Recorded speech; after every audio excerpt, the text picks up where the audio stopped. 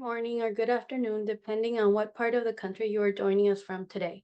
This webinar is interpreted for your convenience. If you need interpreter services, please follow the guidelines on your screen. Buenos días o buenas tardes, dependiendo de qué parte del país se está uniendo el día de hoy. Esta sesión cuenta con servicios de interpretación para su conveniencia. Si necesita estos servicios, por favor, siga las instrucciones en su pantalla. Thank you for joining our webinar entitled Building Financial Security Baby Bonds. To help us engage in this important conversation and learn more about the baby bond process to combat poverty, today we will be hearing from two speakers who understand the impact baby bonds can have within our communities.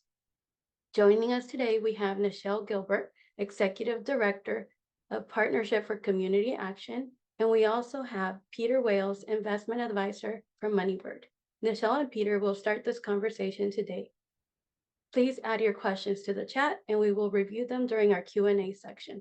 Thank you, Nichelle and Peter. The floor is yours.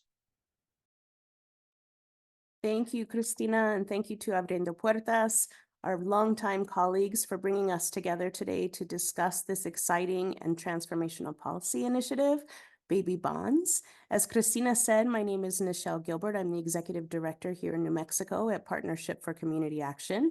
We are a community development organization that has been investing in people for over 30 years to design, implement, and advocate for systems level change.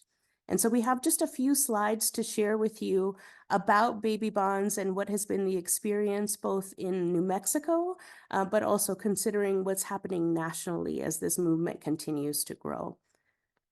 And so we'll see if Josefina can pull up those slides for us.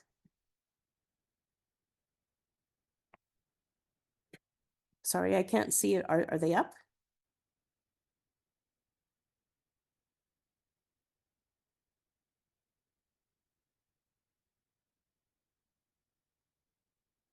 Thank you, Josefina. And you can go to the first slide.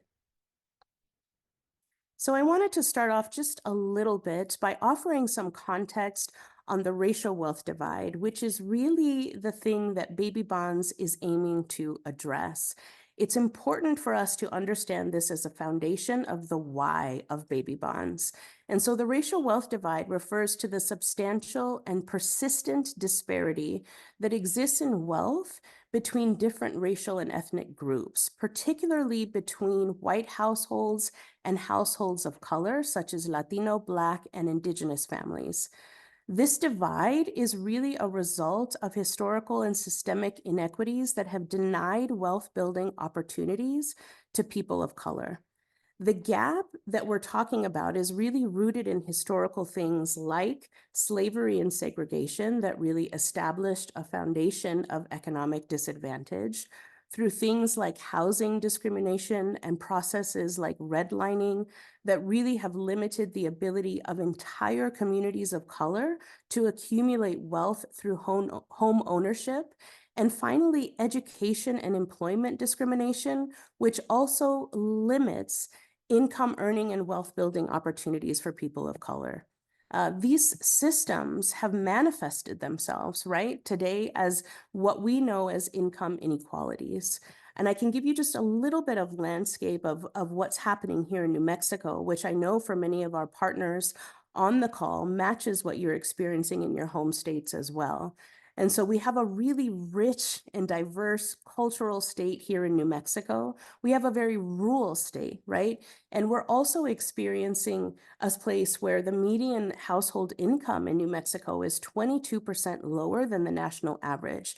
The national average sits at about $69,000 a year, just for a point of reference.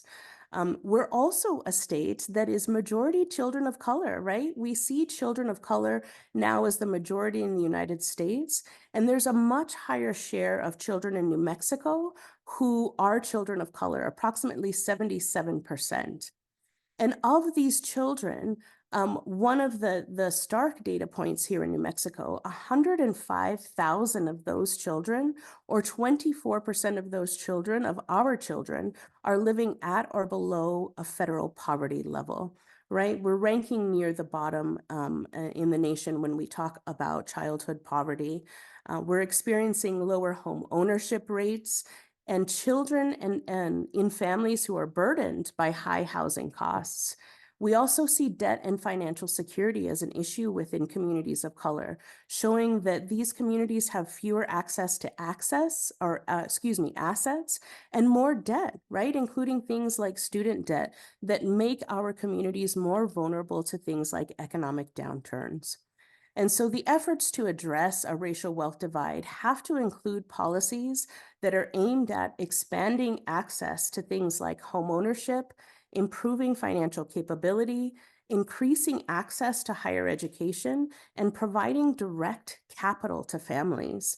So, by understanding and addressing the root causes of this racial wealth divide, policymakers, advocates, and community leaders can work toward a more equitable society where all individuals have the opportunity to achieve economic prosperity.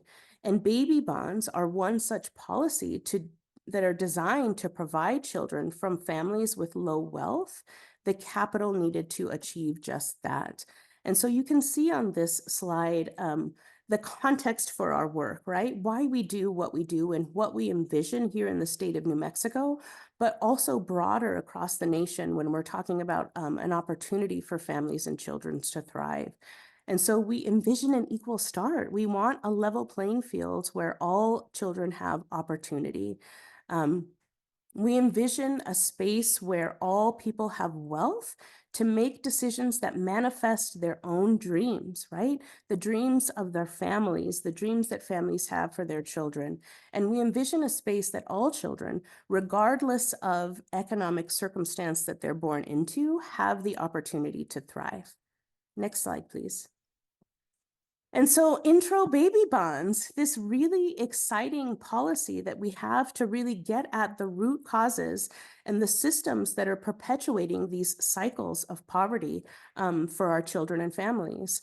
And so baby bonds, the bond part of the name can be a little bit confusing, but as we're thinking about it, it's important to remember that it's essentially a government savings account or a government trust account that's established by the government for children at birth that is particularly targeting those from families with low wealth, right?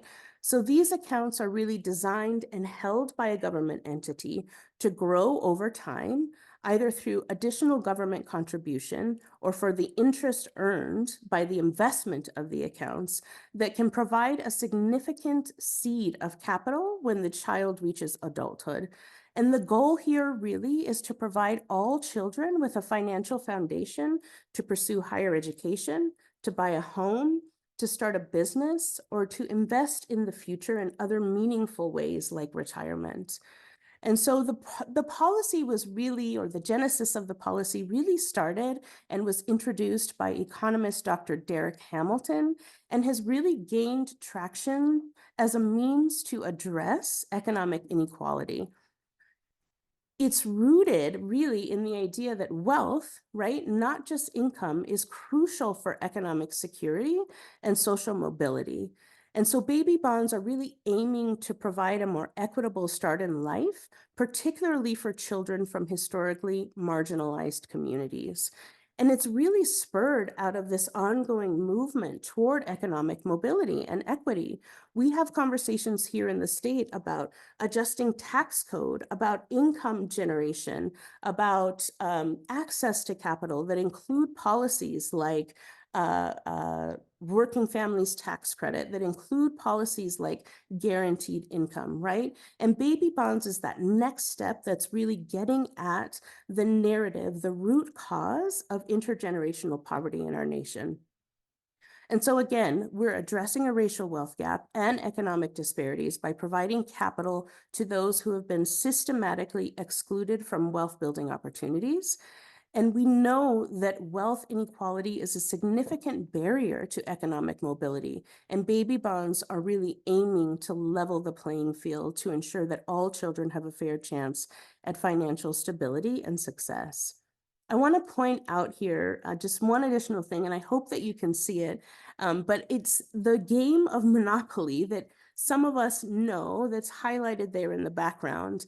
And we've seen baby bonds often compared to the game of Monopoly to really illustrate the profound impact of wealth disparities and the concept of an equal start. And so, if you've ever played this game, you know that at the beginning of the game, every player starts with the same amount of money and opportunity, right?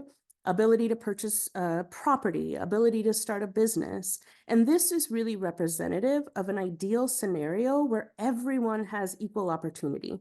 It's akin to baby bonds, where every child receives a financial foundation at birth, regardless of their family's wealth.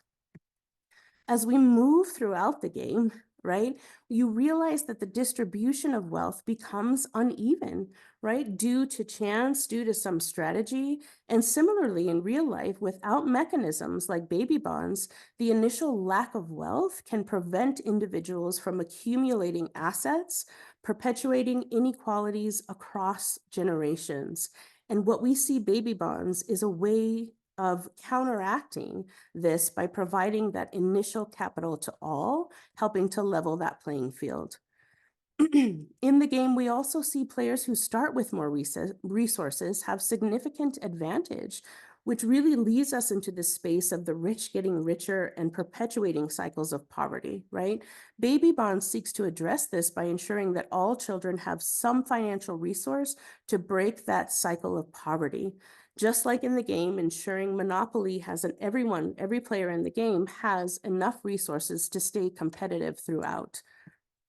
Um, we know that as you play this game, right, you have players approaching it with different strategic decisions, such as starting a business or investing in properties. Similarly, baby bonds provide children with the capital to make significant life choices, such as pursuing higher education or starting a business, which can have long-term positive impacts on their financial stability.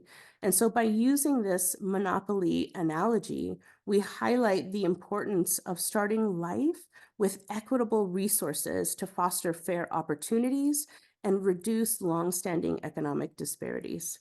Next slide, please. This is a visual from national partners at Prosperity Now that show how baby bonds work, right? And I've talked about this a little bit already. It's that significant investment by the government that's deposited for all children, with those largest investments or largest dollars being invested in children from households with low wealth. The funds are then invested by the government on the child's behalf that are going to grow appreciably, right? Because we want to say that we'll invest $3,000 perhaps, and then in 18 years, maybe that $3,000, if the markets look the way we want them to, will be worth significantly more and wealth generating, right? So that that investment can be used in that last column here to acquire assets like a home, like starting a business, like retirement or post-secondary ed. Next slide, please. The momentum of baby bonds. This is a policy that has been growing. I would say, I mean, it's been in conversation for a number of years, but we've seen significant growth over the last 3 to 5 years. And a lot of that has been led by states, right? And Josefina, I'll ask that you just jump ahead one side so I can talk about what's happening in the federal, and then we'll come back to this. And so, through an act called the American Opportunities Accounts Act, which was introduced by Senator Booker and Representative Ayanna Pressley in 2021 and then reintroduced in 2023, is what we're calling the federal baby bonds policy, right? And what it's asking is that at birth, all children are invested in to the tune of $1,000 for all children across the board. And then every year thereafter, and it's important to note here that this is where we get into that racial wealth divide, up to an additional $2,000 annually is invested based on a family's income, right? And again, those same sort of recommendation or wealth generating assets are the tenets of this policy as well. So it can be used for post-secondary education, home purchase, retirements, or other assets that build financial security and wealth. And so you can see here on the left what it looks like for a family to have that asset and that investment appreciate over time. And so when you tier it by annual income for a family of four, you can see that the largest investment happens here at the top, where we're sitting at $46,215,000 for families that are below 100% of the federal poverty level. And so, again, really targeting poverty and the systems that perpetuate poverty with a policy like baby bonds. And then we can go back up to the last slide, please. Our federal government is moving, and it's wonderful to see that 2023 saw the reintroduction of the American Opportunities Accounts Act. What we're seeing more and more, though, is that states are really taking a leadership role in the momentum of baby bonds across the nation. And so you can see all the states highlighted in green who have either introduced legislation or legislation is under consideration. I put a special shout out there for New Mexico, who's also moving the policy in our last legislative session and will again in 2025. That would make us the third to implement this policy across our nation. We saw in Connecticut in 2021, they passed the first of its kind baby bonds legislation in the nation, which seeds accounts with $3,200 for all children who are enrolled in their Medicaid program, right? And we saw the funding for that come through in 2023. DC followed shortly thereafter. And has identified recurring appropriations to support a baby bonds program.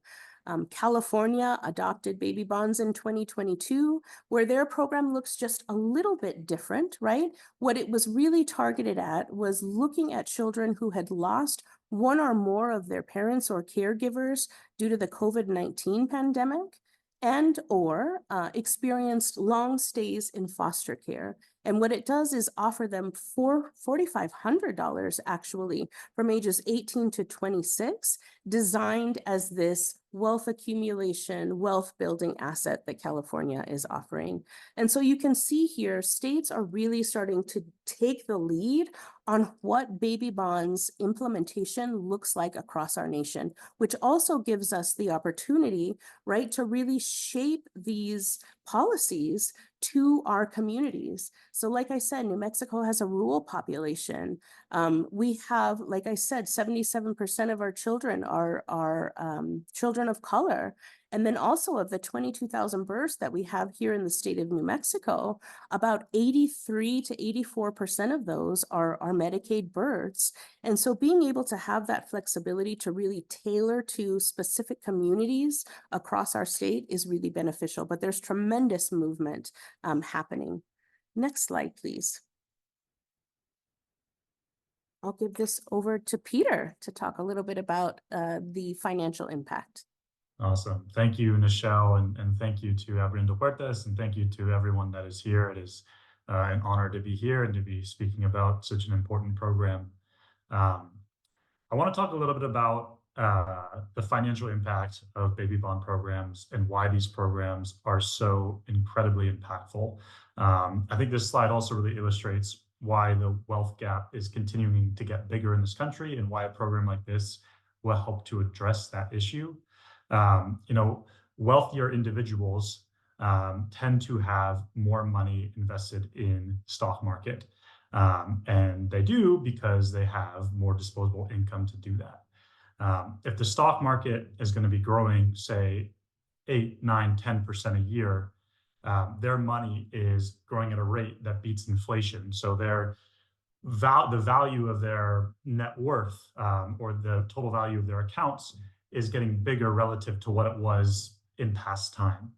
And that is what drives this gap, primarily getting bigger and bigger and bigger. What baby bonds does is it addresses that head on. So what this slide here is doing is on the left-hand side, it's showing different starting accounts for a baby bond account, whether it be 3,000, very near that number that Connecticut is doing at 3,200, or scenario B at 5,000, or scenario C at 8,000. This shows using very conservative projections what would happen to that account by year 18 when that child, now adult, can first start withdrawing the money for whether it be education or buying a home or starting a business. That 3,000 turns into almost 15,000. That 5,000 turns into almost 25,000. That 8,000 almost 40,000. So that money, because it's in the market, because it's growing and compounding, really has that impact of, wow, this is now a lot of money that can really open up a lot of doors. On the far right-hand column, year 65, this is just to show, again, the power of compounding and the power of having money invested in the market. This is what would happen if the money in the year 18 column stayed in the market until year 65. So if for whatever reason an individual did not need to withdraw the money at year 18, or they did not want to, or they wanted to keep some of it in the market for their retirement, this shows what would happen at year 65. So, even for that smallest scenario, scenario A, where the starting value is $3,000, we're now looking at just shy of $1 million there at year 65 for sort of the retirement years.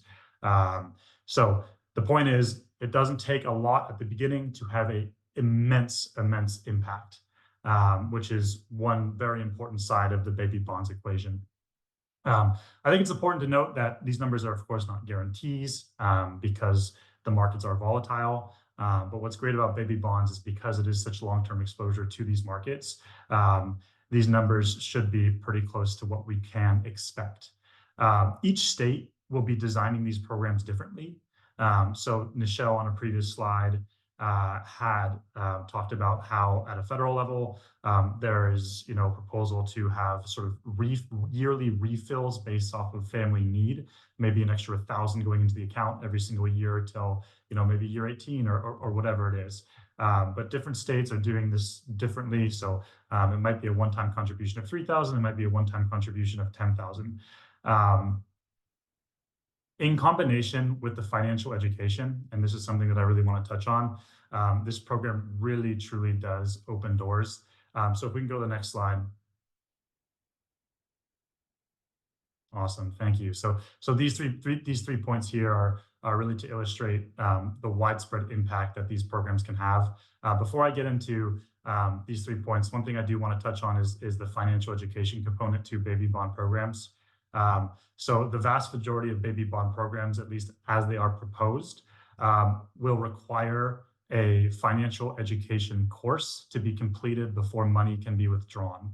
So the whole idea is that combination of having access to capital and exposure to capital markets, to stock markets, with the completion of a all-encompassing financial education curriculum course that will be available likely online and accessible in multiple languages, et cetera, that combination of having that money and having that behavior-changing education is so incredibly important and impactful for lowering the racial wealth gap. So, for example, here, the first point, there have been studies that have looked at what these baby bond programs will do. And it's been found that it will cut the racial wealth gap more than in half. So the current levels are around 5.9 to 1. And with a national baby bond program, we can expect that gap to drop to 2.7 to 1. So it's still not perfect. It's not where we want to be, but it is taking out a huge dent in this problem that we face in this country. Like I mentioned, wealth and education, moving down to the second bullet point, are very powerful hand in hand and very strong predictors of future success and future wealth. And then lastly, with a more wealthy population, with a more educated population, you could expect to see significantly higher output in the U.S. economy. So there was one estimate that showed that economic output would be over $20 trillion higher via the opportunities and outcomes from a baby bond program. So this isn't just something that's going to help the individual. And what we really need to do is make sure that policymakers and lawmakers across the country understand that there are so many secondary and tertiary impacts to these baby bond programs that will make everything better and our communities more healthy. So with that, we can go to the next page, and Nichelle is going to talk to you about some of the intermediate impacts of baby bonds. Thanks for that, Peter. I'm really glad that you brought up the economic impact. We get a lot of questions from the business sector around what is the economic impact? How are we impacting economies on a national level? And so I think it's important also to note here that baby bonds are just not a social equity tool, but they're a powerful economic engine that can drive long-term prosperity, right? So by providing every child with a financial foundation, baby bonds can significantly reduce wealth inequality and foster economic mobility. And when young adults have access to capital, they're more likely to invest it in higher education, start a business, purchase a home, all activities that stimulate economic growth. And so this infusion of capital into the economy can lead to increased consumer spending, but also higher rates of entrepreneurship. And then last thing I'll say about the economic implementation or implications is that implementing a baby bonds program can also create a more dynamic and inclusive economy, right? By addressing systemic barriers that have historically marginalized communities of color, by narrowing a racial wealth gap, baby bonds ensure that a more diverse and representative segment of the population can participate in and contribute to the economy, right? The confidence and security that come from financial stability can lead to healthier communities, which is essential in the components of a thriving economy. So in essence, baby bonds are an investment in the future economic health of our states and nation as well. I wanted to highlight here the potential intermediate impacts of baby bonds before we close and open up for question and answers. We get a lot of questions around why not invest now? We have to wait 18 years to see what the result of this experiment is going to be.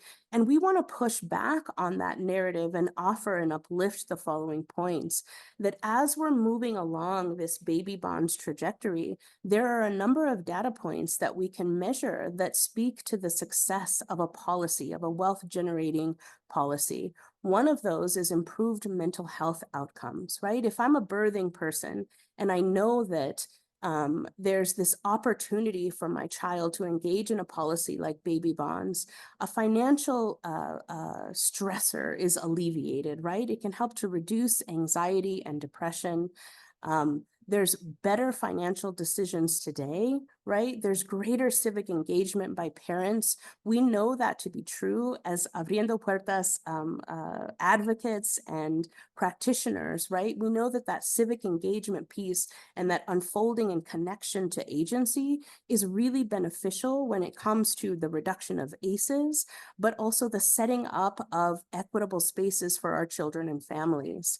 We see or we predict a greater likelihood of the pursuit and completion of post-secondary education, and even some increase in the trust of interactions with our government based on that. The last thing that I'll highlight here is really that sense of hope. We're having the conversation of how do we quantify hope, right? This being a really huge indicator of the positive impact of baby bonds is speaking to a family and just knowing that you have that resource available to you that's going to change the narrative and flip generational cycles of poverty for families moving forward. And so a lot of ways that we can track through both simulation studies, but also these intermediate impacts of what baby bonds can do for families. Next slide, please. I think that might be. Cool. Yes. So this is the last slide we have in the main flow before we can open up to questions. But I think it is important to note, the work that our Baby Bond Coalition is doing to both increase the impact that baby bond programs will have and also speed up the process of making these baby bond programs a reality and bringing them to life so that kids around the country will be getting these accounts. So first, on the left-hand side of the page, as it is, there's no, de facto administer and software solution to support baby bond programs. And that is such an important bit in this whole equation where we want these programs, we want this money, we want it to feel real. So everything from onboarding of the beneficiaries of the kids to being able to see their account and track it from day to day and watch it grow, and really take ownership of that account, to being able to see, oh, here are my financial education requirements. These are the 10 courses or whatever it is that I need to complete before I can start to withdraw the money. And having that all right there in multiple languages and in an accessible and easy to use format is something that is incredibly important. So that's something that we're working on, this Baby Bonds Coalition. And then also on the right-hand side, one of the reasons that these programs have somewhat dragged their feet is that they cost a lot of money. I mean, that just is a fact. To fund an investment account for a significant portion of children in different geographies costs a lot of money. And one thing that we've been working on is making sure that lawmakers across the country understand the impacts that we've been talking about on this call, why it's so darn important for closing the racial wealth gap, but also why there are so many incredible repercussions that will be felt throughout our communities and throughout the economy that will make these programs not only, pay for themselves in the value they bring to the economy and the value they will bring back to the government, but also just make it so it is a life-changing program for the beneficiaries, for their families, for their communities. So with that, I will pause and open it up to questions. And thank you, everybody. Hmm. You, Can I Nichelle. Oh, jump go ahead. real quickly? I think, PCA is an organizing entity, and I would be remiss if I didn't have a call to action here. And I see it coming up in the question and answers around how can we get involved, right? And so there's real opportunity for families to get involved by joining advocacy groups and coalitions that support baby bonds. There is a national movement that is being led by a national partner called Prosperity Now, where families can join and sign on to unfold in this power and to grow this movement and momentum around baby bonds. PCA itself, as well as Moneybird, is launching social media campaigns and sharing personal stories where families can connect and providers can connect. But we're really centering the way that we do our work. The design of policy has to include community voice. And so really creating spaces where communities can shape policy is crucial, right? And an element that is not overlooked as we talk about how we move these policies forward. I know, Christina, that you're going to address this. I know AP has already talked to over 1,200 families, right? And is showing overwhelming support for baby bonds. And so as PCA, national organizations that are in partnership and the movements that are happening around the nation, there is opportunity for you to get involved now. Thank you, Nichelle, and thank you, Peter. We will now move on to our Q&A section. Nichelle, you've mentioned the racial wealth gap as one of the main drivers of this policy proposal. Can you expand on what the racial wealth gap is and how its impacts are felt in the communities of color? And I know that you talked about what it is, but maybe you can also talk about how are families with young children impacted by this inequity? Yes, of course. Great question.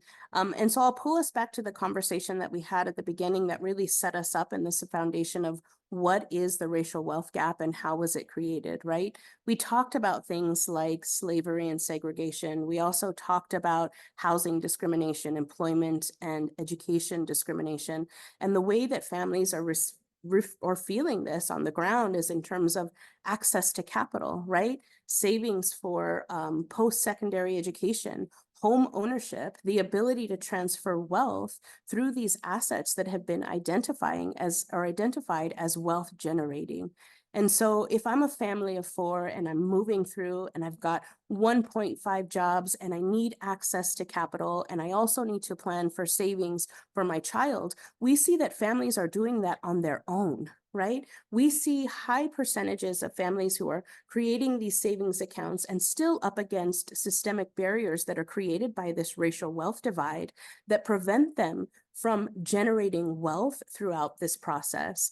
And so that's what the racial wealth gap really does, is it was a policy choice, right? To inflict poverty on our communities. Now, communities are resilient and have been moving positively. What our role here is with the baby bonds policy is to reduce and or eliminate that racial wealth divide so that we're creating that equitable playing field for all children and families.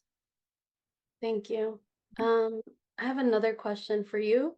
As someone who works alongside community and families, how do you balance the immediate needs of families right now with the needs of their children in the future? In other words, in a state with limited resources, why not push for a guaranteed income, food benefits, healthcare, versus these investments, which will pay off 18 years in the future? That's also a really great question, and a question that we have faced, right, as we've been moving this policy forward. And so we get into this conversation of income versus wealth. And the way that we're trying to shape the narrative is that it's a question of income and wealth. And so here in the state of New Mexico, we've actually implemented, we have our first state-run, state-administered guaranteed income program, right? And so again, like talking about how the baby bonds policy was brought to be, it's spurring out of this movement toward economic equity. And so I think that we can really challenge ourselves to do both and center the fact that income, yes, is important. Absolutely. Families need access to capital now. We need to continue to reform our tax code and put policies in place like guaranteed income. What baby bonds does is get at the root causes of generational poverty, right? So when we're thinking about this long term, we don't want to be here in the next 18 years having the same conversation about the barriers that families are facing to generate and pass on wealth to their children, right? We want to be in a system where we've sort of dismantled this racial wealth divide, and we've shifted and changed a narrative when it comes to poverty in our states and across our nation. And so I believe firmly that it can be a both and equation to meeting the needs of families now, but also looking at long-term solutions to impact systems level change. Thank you. Mhm. Um, sure. Thanks for speaking on the financial impact of baby bonds. How does the pilot with AP compare to other pilots around the country? Yeah, that's a great question. So, um, there are pilots of all shapes and sizes taking place across the country, which is really, really exciting. Um, For the pilot with AP, what we're doing is we are starting with young kids. So maybe not quite newborns, but around that age where, once these programs are run by the state or run at the federal level, it's going to be for newborns. It's likely going to be an automatic sign up where if there is a birth record, then you will get an account, assuming that you qualify, whether it be birth covered by Medicaid or some other metric that's being used to ensure eligibility for a program. So what we're trying to do with the AP pilot is emulate as best as possible what a state-run program would look like. So we want to make sure, in part, what we're doing and why we're running this pilot. And for those of you that don't know, we are running what we're calling a pre-launch versus a pilot. But the whole idea there is we have the capabilities in this amazing coalition of organizations that can make these baby bond programs a reality now and do it in a way that we think is going to really, really bolster the impact of these programs. So we are launching a privately funded baby bonds program through Abriendo Puertas in New Mexico for now. And the idea there is do it because the impact is so enormous for the communities, for the kids who get these accounts, but also to show a state that the pieces are in place to support a program and do it the right way. So that's really the core focus of the Abriendo Puertas pilot. But there's a lot of other really amazing work going on across the country. One that I'll mention is in Georgia through the GRO. And they're also working in partnership with Dr. Hamilton at the New School. And what they're doing is they're running an accelerated pilot. So instead of it being for kids, the individuals are for, I should say, toddlers. The individuals who are getting these accounts through the accelerated pilot are going to be maybe 16 or 17 years old. And the whole purpose there is you'll have very quick data when those kids turn 18 to see, the differences in decisions and outcomes for the kids who got the account in that accelerated pilot versus the kids who didn't. So the purpose there really is to get data quickly that can be presented to lawmakers that show just how important these baby bond programs are and will be for all of the amazing things that we've been talking about. Thank you. As a financial advisor and expert, what's the impact on generational wealth of these types of trust accounts? And also with the pilot that you mentioned on new schools, what do you foresee for the future in terms of the differences for those with the included in the pilot and those who aren't? Yeah, it's a great question. So I think first and foremost, when it comes to generational wealth building and the wealth gap, a program like Baby Bonds is going to be transformative. Having exposure to capital markets and being included in the growth of the American economy is the number one thing that can be done to start to shrink the wealth gap. And it is because it is the core driver. It is what is widening the wealth gap every single day. So having everybody included in this system, which for so many reasons has not been the case forever, is incredibly important. And then beyond that, having the education component and having the ability to understand, why savings are important, why IRAs, investment retirement accounts are important, why credit is important, but if abused can be something that could really harm you. All of these concepts that are going to be learned through baby bond programs that are going to help people make better decisions down the road or the right decisions for their situation are going to be all part of what makes these programs so impactful in tandem with that money that's exposed to the capital markets for starting to shrink that wealth gap.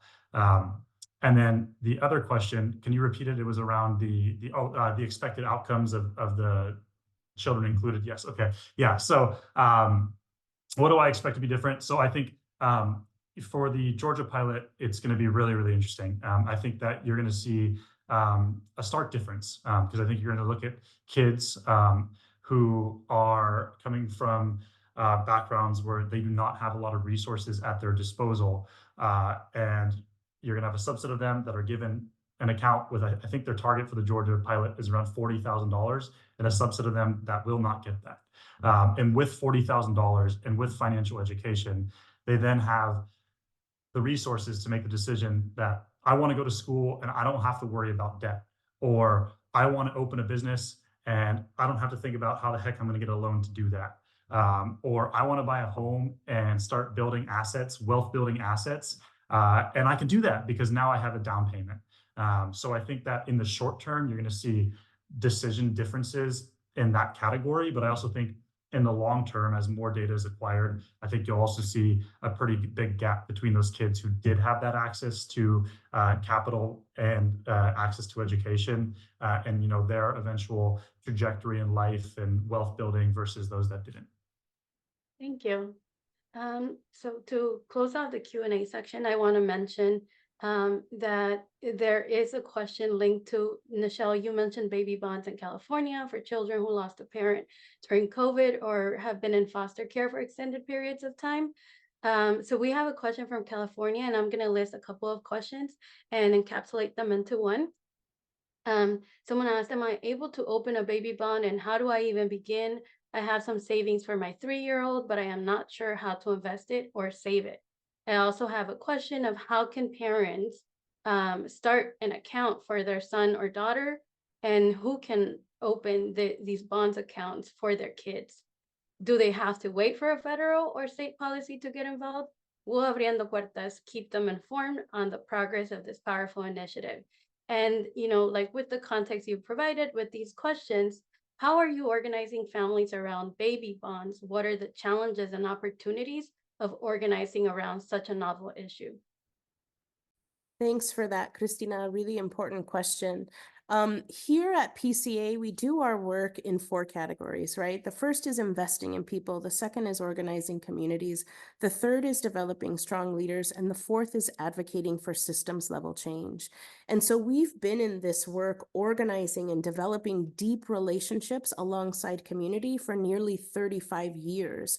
And that's what has really seen success in the policies that community has designed, advocated for, and implemented.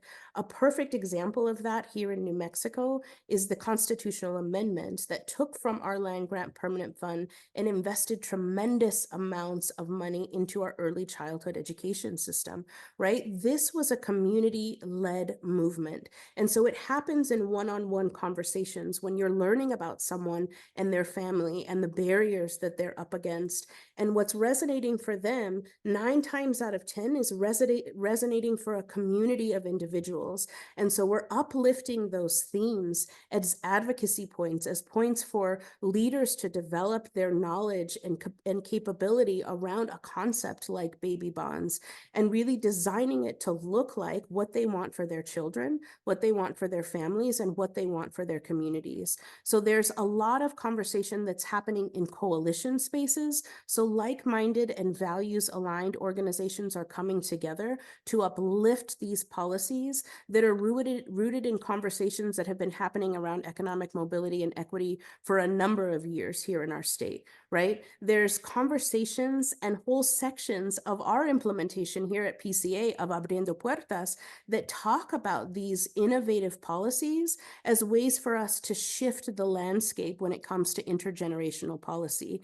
And so ideas are introduced in this curriculum, this 2-gen curriculum of Abriendo Puertas, where families are unfolding in their power, are reconnecting to their agency, and are really shaping what that should look like. And then we're having really intentional one-on-one conversations with facilitators, with parent leaders, with early childhood educators, with state representatives, with policymakers, with department heads that are really setting baby bonds up as the next step of investment toward making New Mexico the best place to be a kid and the best place to raise a kid. But what's central to us here at PCA is that we're in deep relationship to the community that we work alongside. So there's conversations, there's feedback loops, and there's inclusion when we talk about policy design and advocacy for our state.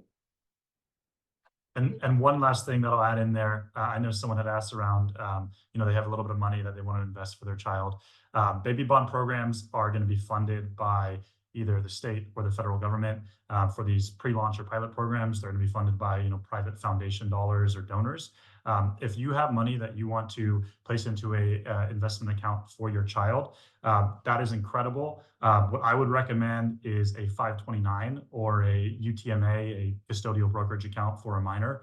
And you can find those on Vanguard or Fidelity, which are incredible brokerages that I would highly, highly, highly recommend. Thank you, Nichelle, for providing the context behind the racial wealth divide and talking about how wealth building opportunities have been limited for people of color. Most importantly, for sharing how policies, policymakers, and community can shift the narrative and provide access and opportunities for families, specifically for underrepresented communities. Peter, thank you for speaking on the financial impacts of baby bond programs and the impact we can expect in the future. For our closing, I'd like to share 3 slides with you so that we can understand why it's important to continue to amplify this conversation. And Josefina, I don't know if you have the slide. Thank you. In our National Latino Family Report, we found that families are concerned with their financial security. So in our report, families shared that 30% shared that they were doing better with financial security, 37% reported that they were doing worse, and 33% shared that they were the same. In addition to that, you can go on to the next slide. Thank you. They also shared how they've been managing their finances with the rising cost of living, and families are having to borrow money. 42% reported that, or 42 reported that they are turning to credit card use for their emergencies. So this is what we want to avoid for the future of our, of our generation, of our children, of our families, to make sure that they have financial health, financial security. Next slide, please. And a lot of them share, like 30% have started a savings account for their college education, 37% started a regular savings account for other needs when they are when their kids are older. And Latinos support social safety net. So 87% would like to have a federal child savings account. They would also like to increase earned income tax credit. So we know that the conversation that the families are having are leading in this pathway, and they need to have access to programs like the baby bonds. So I invite you to visit our website, to sign up for our newsletter, and to review our Latino family report, because these conversations are not happening top down. These conversations are happening within our community. They understand the importance. What we need to understand is the how. How do we move forward now that we understand that financial security, financial health needs to be planned for, and we need to plan for it now. So I'd like to thank you. I think we are sharing a link to our website. I can't see the chat, but I think we're sharing it now. So make sure that you can visit our page and also take a look at our National Latino Family Report. If you have any questions, please also reach out. Thank you all for joining us today. My name is Cristina Gonzalez, Implementation Advocacy Manager at Abriendo Puertas, Opening Doors, and it has been a pleasure being your moderator today. Have a wonderful day. Thank you.